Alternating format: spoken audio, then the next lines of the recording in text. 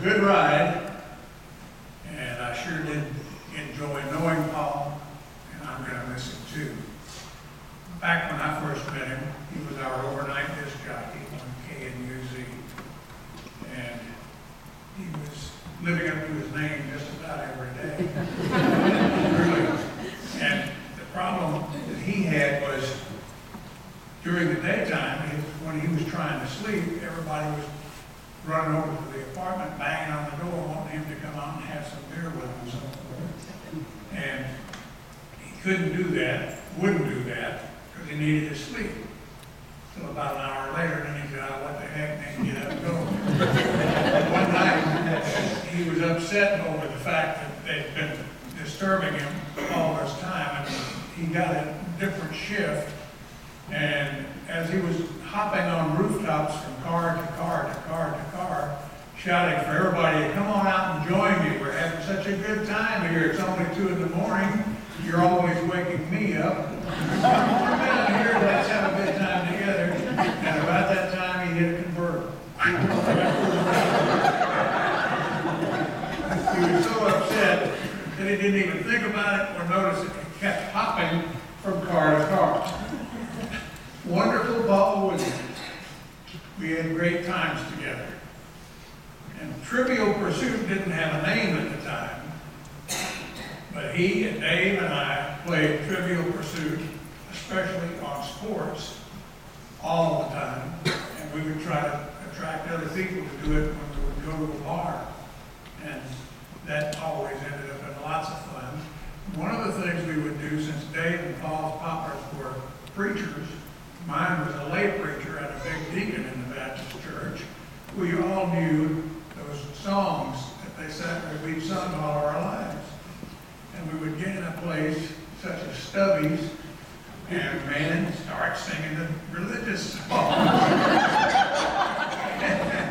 And even the regulars got to where they became used to it and would join in with us. It was really great sound. One night, we were at Stubby's, as usual. We had just discovered the art of sidewalk surfing, as they called it then. It was actually, I had the first skateboard in Houston, Texas.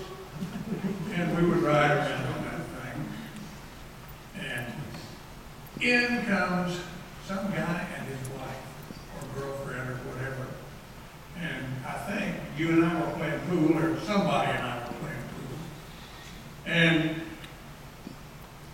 I looked over, and Paul, who was the most wonderful guy sober, and he was drunk too, he just didn't know it. He would get belligerent when he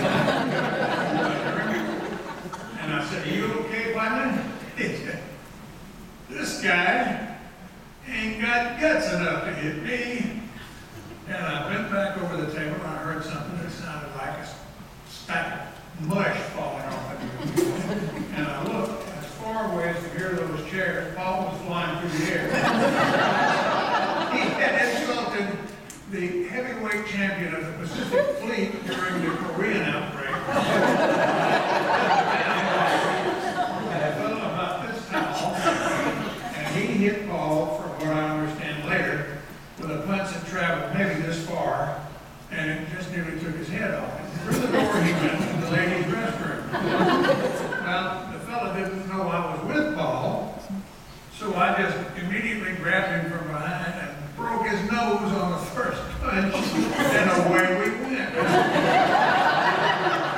I didn't know this guy was that way either. And Dave Ward is trying to break it up, and instead of getting between us, he's holding me. And the guy is beating me to death.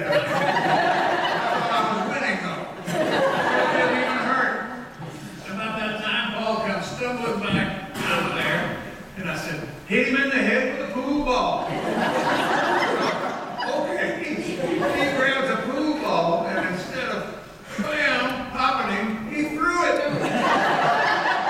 falls off the concrete floor, bouncing around, up and away, and somebody finally shouted, "Here come the cops." So this guy was out on bond for some reason, and he and his lady friend hit the door running.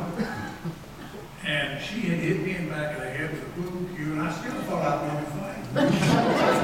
Well, the next morning, I'm telling you, it was an awful event. But that's the kind of trouble we always got into. And I'm not going to say it was all his fault, all my fault, or all his fault. But we had great times.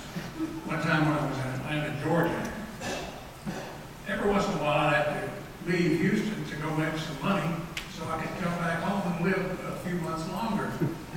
And Paul called me up, said, "Hey, when are you coming back?" I said, "I don't know when." He said, "We have just hired a new newsman, and you're going to love him. His name is Dave Ward." I said, "Okay, I'll look forward to that."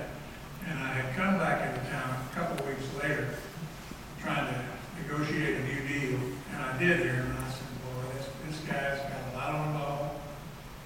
But I didn't think he'd be doing it for another 50 years. Back to the official stuff. After leaving KNUZ, Paul worked at KRBE, KTRH, KILT, CODA. By the way, KILT was one of my most enjoyable experiences. And KPRC. He finished his career at Univision Radio, where he worked for the past 18 years as senior account executive. He received numerous sales awards, was nominated several times for the membership in the Texas Radio Hall of Fame. Paul, you will be missed. You are missed already. Thank you for being my